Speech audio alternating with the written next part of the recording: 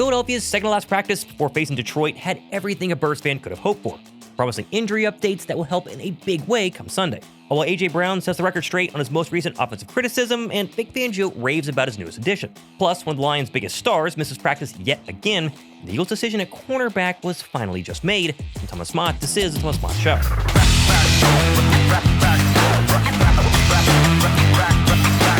It's been a drama-filled 72 hours in the city of brotherly love, and yet today it was nice to just get back on the practice field, give us some great news, and get ready for the Lions. As despite their wild week, which included obviously the dramatic win versus the Packers on Monday night, J. Alexander hanging it up, and most recently A.J. Brown's latest criticisms of the offense, Eagle fans can at least rest assured that today the news out of practice was nothing but good news, while the same can't be said for their Sunday night opponent. First, though, we're less than 1,500 subscribers away from giving the Philly Dogs signed helmet at 110,000 subs, so if you want to win this bad boy, drop a like and be subscribed down below.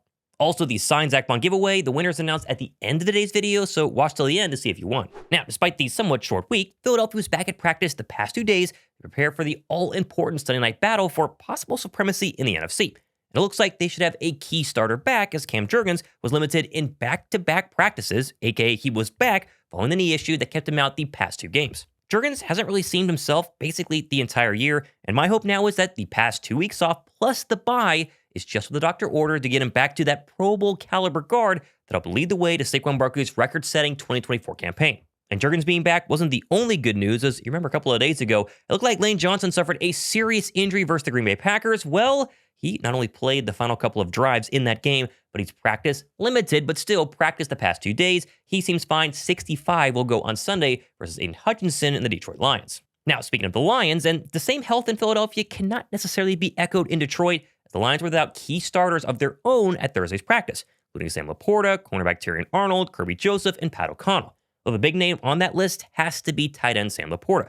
We don't exactly know when he suffered this back injury, as he did play in that win versus the Commanders this past week. The fact that Detroit just signed another tight end to their roster a couple of days ago might be an indication that one of their top receiving threats is at least a stretch so far to play on Sunday night. There is some good news for Detroit, however, on the injury front, as their best cornerback, DJ Reed, returned from IR this week, along with edge rusher Marcus Davenport. Reed has missed the past couple of weeks due to a hamstring injury and technically is not guaranteed to play this Sunday, but he has practiced again Wednesday and Thursday, and reports out of Detroit at least are hinting at he could make his return this coming week versus the Eagles. Now, flying back to the Birds, and we got our latest Vic Fangio press conference today, Thursday. They usually happen on Tuesday, but it's our first time to actually hear the DC's thoughts on the new trade acquisition and really play on Monday night of Jalen Phillips, and safe to say he 100% approves. You guys saw it. He plays hard. He's strong at the point, good pass rusher, you know. Does it help? When you shop at Nordstrom's, you get good stuff. When you get disruptive players, other players fall in the plays, you know, like on the sack that Jalen's got. I mean, Jalen really made the play, applied the pressure and flushed the quarterback. Jalen's finished it, you know, so the more players you have that can do that, the better off. Phillips' near-flawless Eagles debut was nothing short of impressive. Vic's right. However, backing that up against Detroit is going to be a lot easier said than done.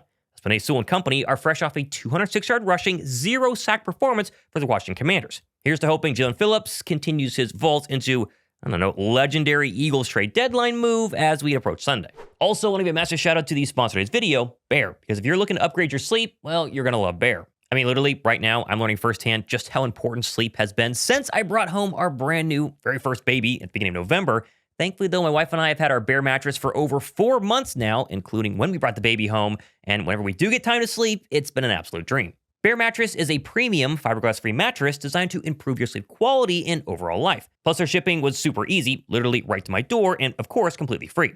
And the best part is, Bear makes it super easy to find the perfect mattress for you via their sleep quiz.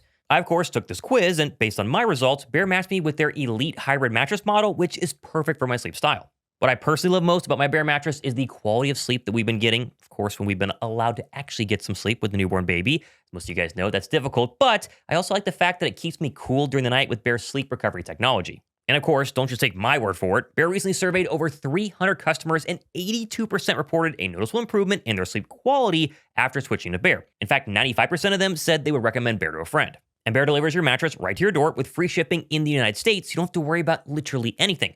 Plus, they offer a 120-night sleep trial so you can test it out risk-free, Plus, they have a limited lifetime warranty, and they even offer financing options and flexible payment plans. So head to bearmattress.com/Thomas Mott. It'll be linked down below me right now. Use my promo code Thomas Mott to get 40% off your Bear mattress. 40%. Give it a try. Trust me, you're going to love it. We've loved it. You will too. Vic Fangio also confirmed that Brandon Graham and Nolan Smith were on pitch counts on Monday night's game. Not a shocker there, but we all kind of saw, where's BG? No one played a little bit. It does sound like they're going to get a little bit more wiggle room this week. Vic wouldn't officially say if they're off a pitch count, if they're going to be on a lesser pitch count. We don't know, but obviously they're going to play. And this entire defensive line, as I said earlier, must lock in. This might be the best offensive line they face since losing to the Denver Broncos. One thing we do know for sure, though, is that it doesn't seem like there's going to be any cornerback changes this week, as despite Jakorian Bennett officially, finally, being activated from the 21-day practice window a couple of days ago, it's Adoree Jackson who has held onto that starting spot every single game. He's been healthy this year, and even with the retirement of Jair Alexander a couple of days ago, Vic Fangio said today that he's been impressed with Jackson's play and obviously his survivability at that cornerback spot, despite the drama at the position all year long. Are you surprised that he's still the guy there? And what does that say about him that he is still the guy there at this point? No, I'm not really surprised. He's a survivor. I think this is his 9th or 10th year. So if you've survived that long, you got a little something in you. And hopefully he can take that game, build on it, and keep playing good. And this ties in perfectly with the latest NBC Sports Philadelphia interview with Adoree that happened yesterday on Wednesday, where he was asked about all the new additions like JB and Michael Carter and for a moment Jair, and he basically said he's not worried at all. Quote, I ain't never been scared of competition. I've never shied away from it. So I could care less what happens upstairs. I know who I am when I stand on my 2 feet and when I look in the mirror, and that's how I go about it. I wouldn't be here in the NFL 9 years later if I didn't believe that.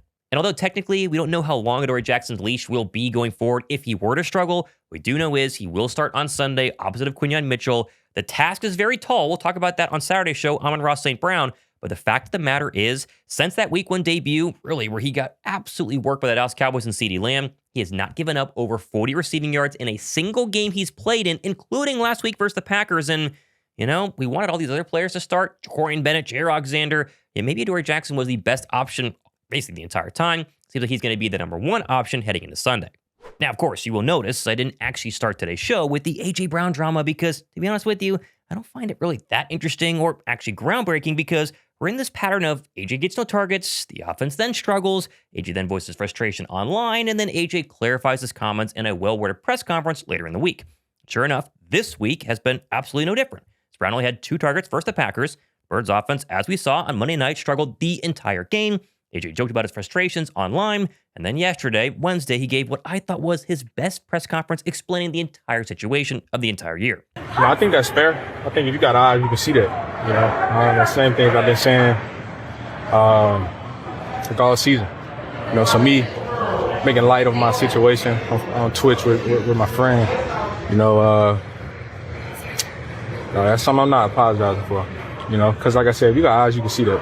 And so, that's me trying to laugh through my situation. So yeah. And that's been par for the course the entire season for A.J. Brown with his frustrations. He understands he's probably one of the best, if not the best receivers in the NFL.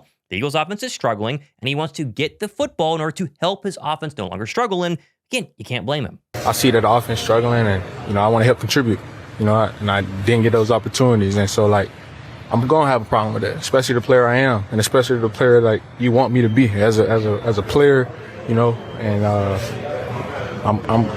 that's tough for me. I feel like we do need to do a better job of creating for me, trying to help put me in a situation to help to contribute.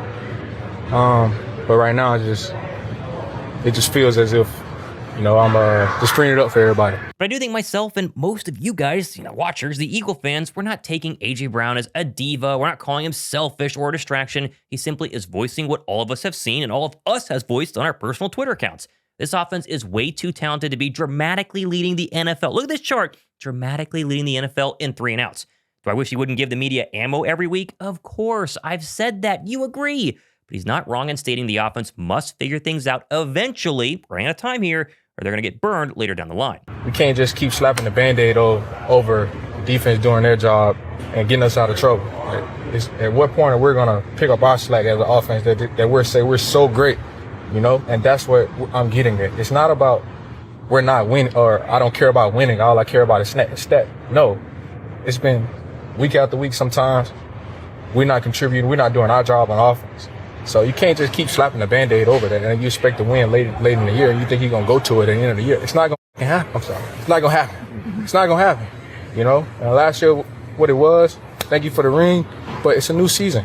They adapted. We have to adapt, and we have to continue to, like, get better and try to find new ways. So that's where the frustration comes in, because it's not about winning, you guys. Like, I want to win, yes. I want to help contribute as well, do our thing on offense as well. I think that's fair. And let it just be known, A.J. Brown continues to have chances to throw Patullo or Jalen Hurts under the bus. He was asked about both of them in the press conference on Wednesday. He refuses to do so. Credit there. He just continually wants to emphasize that this offense is broken and it must get fixed ASAP. And I've hammered this point with statistics every single time this conversation comes up, but let's do it one more time. How about this? A.J. Brown has only been asked to run 14 crossing routes on the season, which for reference, there are 137 pass catchers in the NFL ahead of him who have run more crossing routes.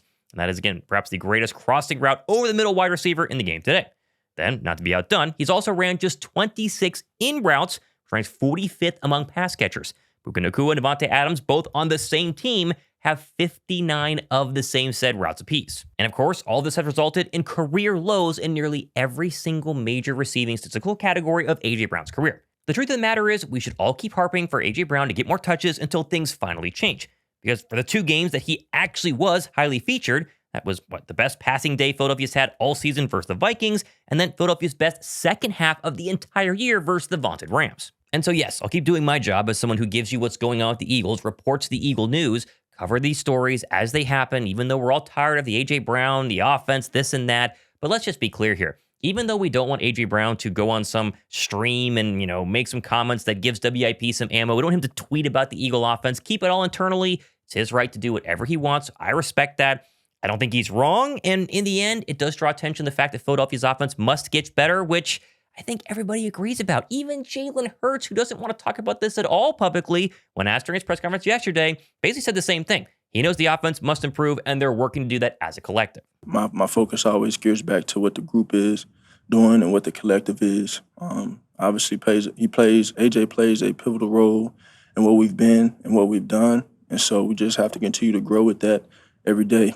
I know he's talked about having a growth mindset and embracing that, and so we just need that mentality as we go throughout this season and try and get to where we're trying to go. Also, the winner of the signed Zach Bond picture was at Ernest Goro Jr. 6674. Sorry if I butchered that, but Ernest, you know the deal. Go below my description box, send me an email, prove it's you. I'll get this bad boy sent out to you as soon as possible. Everybody else, watch out for scammers. Ernest won, you did not. Now, of course, plenty more stuff happening the next couple of days and weeks, including a brand new giveaway starting on Saturday. I'm not going to tell you what it is yet, but pretty darn cool. Be sure to watch that show. We'll also have the full preview for the Lions game, which truly is game of the year right now. We said that with, the Rams and the Bucks. We said that obviously with the Kansas City Chiefs. We said it last week with the Packers. I'm sure I said this is the game of the year. This truly, though, is the true test for Philadelphia because you have a great defense, a healthier defense we talked about earlier in the show, and also an elite offense. Eagle defense versus the Lion offense is going to be must-see TV. Cannot wait to preview that game. That'll come out probably, either Friday afternoon, most likely Saturday, but either way, I'm Thomas Mott hanging out here on a Thursday. This has been the Thomas Mott Show.